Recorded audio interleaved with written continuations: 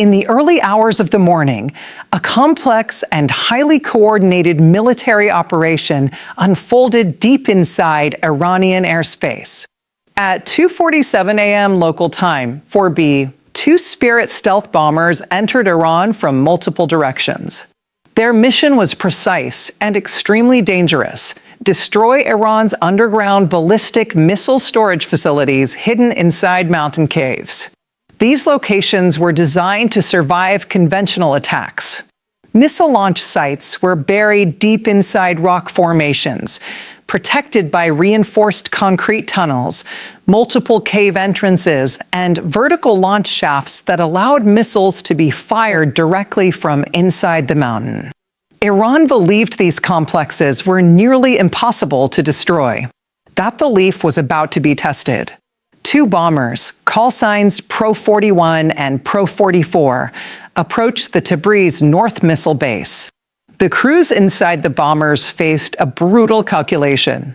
They had to determine the perfect moment to release their bombs while accounting for altitude, speed, wind, direction, distance, trajectory to multiple cave entrances. Everything had to align perfectly to hit targets scattered across half a mile of mountainside.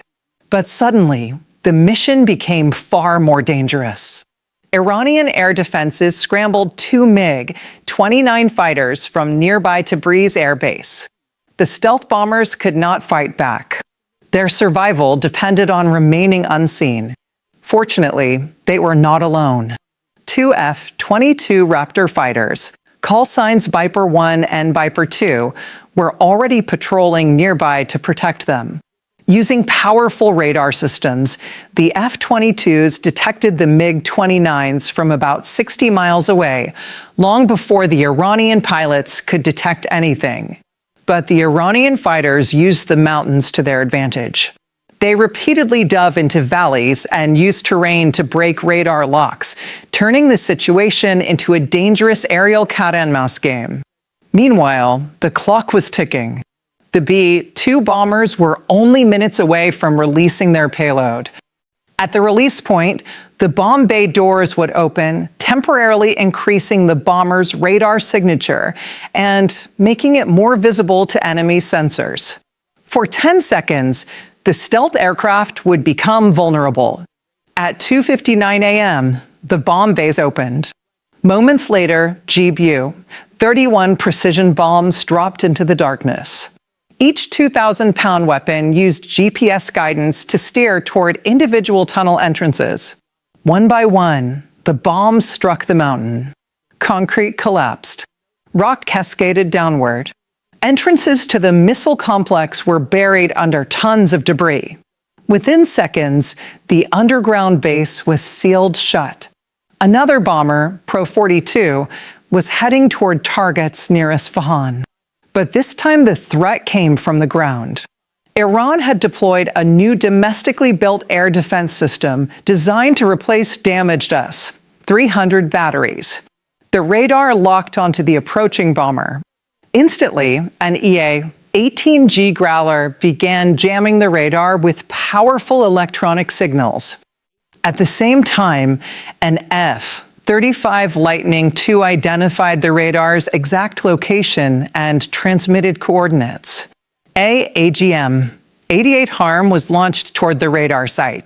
Even after the Iranian operators shut down their radar, it was too late. The missile remembered the last location of the signal. Seconds later, the air defense battery was destroyed. A complication: Israeli fighters entered the corridor while Pro-42 prepared to strike its target. Another unexpected development unfolded.